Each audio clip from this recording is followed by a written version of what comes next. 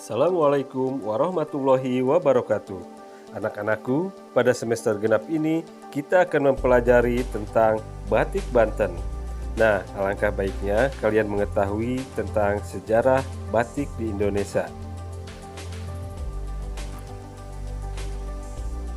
Kesenian membatik merupakan kesenian menggambar di atas kain yang menjadi salah satu kebudayaan keluarga raja-raja di Indonesia pada zaman dahulu.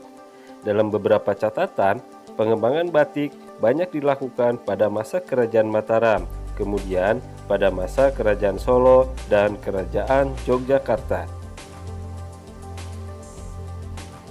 Kesenian membatik di Indonesia telah dikenal sejak zaman Kerajaan Majapahit dan terus berkembang kepada kerajaan dan raja-raja berikutnya.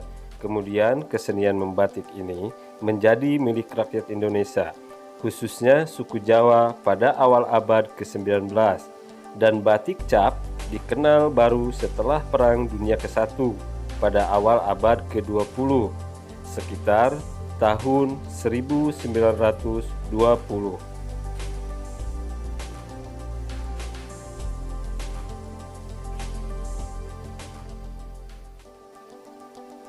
Nah, anak-anakku, adapun kaitannya dengan penyebaran agama Islam, baik daerah pusat perbatikan di Jawa adalah daerah-daerah santri, dan kemudian batik menjadi alat perjuangan ekonomi oleh tokoh-tokoh pedagang muslim melawan perekonomian Belanda.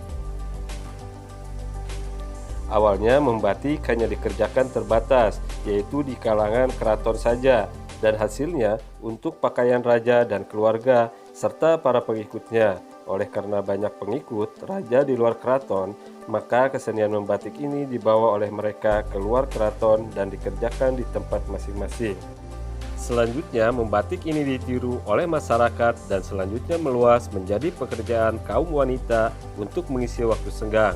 Istilah batik berasal dari kata amba yang bermakna menulis dan titik yang bermakna titik. Seni batik Indonesia berakar pada filsafat budaya agraris, ragam hias, lambang, bahan, dan sarana. Bahkan kerangka waktu mengerjakannya, semua ekspresi kehidupan berbasis kebudayaan dan pertanian. Batik ada sejak abad ke-16, mulai menemukan bentuk formalnya pada zaman Sultan Agung Kerajaan Mataram pada abad ke-17. Berikutnya, perkembangan batik di Indonesia pada tahun 1942 sampai 1970. Selama pendudukan Jepang, lahir gaya Hokokai, gaya pagi, sore, dan gaya terang bulan. Gaya ini mempunyai keistimewaan sendiri dan masih diikuti sampai sekarang. Pada tahun 1950-an, muncul kain batik tiga negeri yang merupakan perpaduan unsur batik tiga daerah, misalnya corak klasik Surakarta dan Yogyakarta dalam warna Pekalongan bersama corak ceplok Jawa klasik dalam panduan warna soga dan pewarnaan kimiawi. Sejak tahun 1950, kain batik mulai digunakan sebagai bahan pakaian. Melihat potensi budaya batik di tanah air, Presiden Soekarno pada tahun 1955 memprakarsai dibuatnya batik di Indonesia yang membawa pesan persatuan agar bangsa Indonesia bersatu. Presiden Soekarno menugaskan kepada Harjo Nagoro Gotik Swan untuk mendesain batik tersebut. Pada tahun 1958 didirikan Pusat Penelitian Batik di Yogyakarta. Tahun 1960 muncul gaya batik Indonesia Raya dan puncaknya pada akhir tahun 1970-an. Batik banyak diperkenalkan melalui pameran dan peragaan dalam acara kunjungan kepala negara. Nah, selanjutnya anak-anakku, kita akan memasuki materi sejarah dan pengertian batik Banten.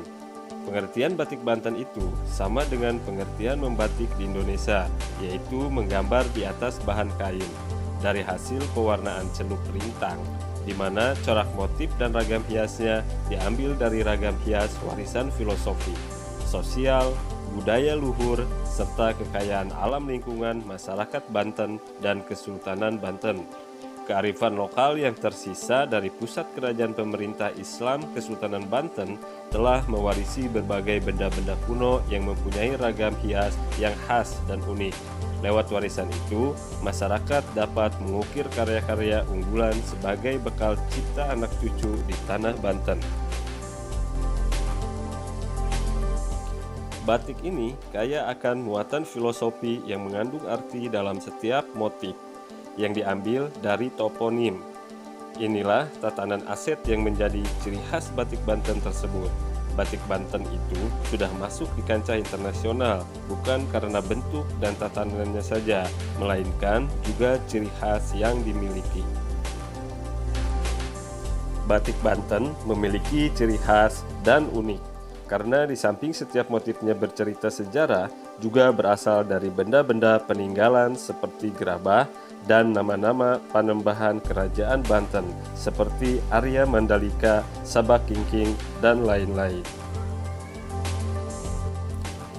Sebagian orang mungkin belum mengetahui jika di Banten terdapat batik. Sejarah batik Banten tidak akan lepas dari peninggalan kerajaan Banten. Beberapa tahun terakhir, batik Banten menjadi pembicaraan karena baru diketahui bahwa ternyata masyarakat Banten sudah mempunyai tradisi membatik sejak abad ke-17, di mana kala itu dikenal yang namanya selimut batik atau simbut. Sejak masa kejayaan Banten berakhir, tradisi ini pun tidak lagi dilanjutkan. Nah, anak-anakku, itulah sekilas tentang sejarah batik di Indonesia dan sejarah batik di Banten.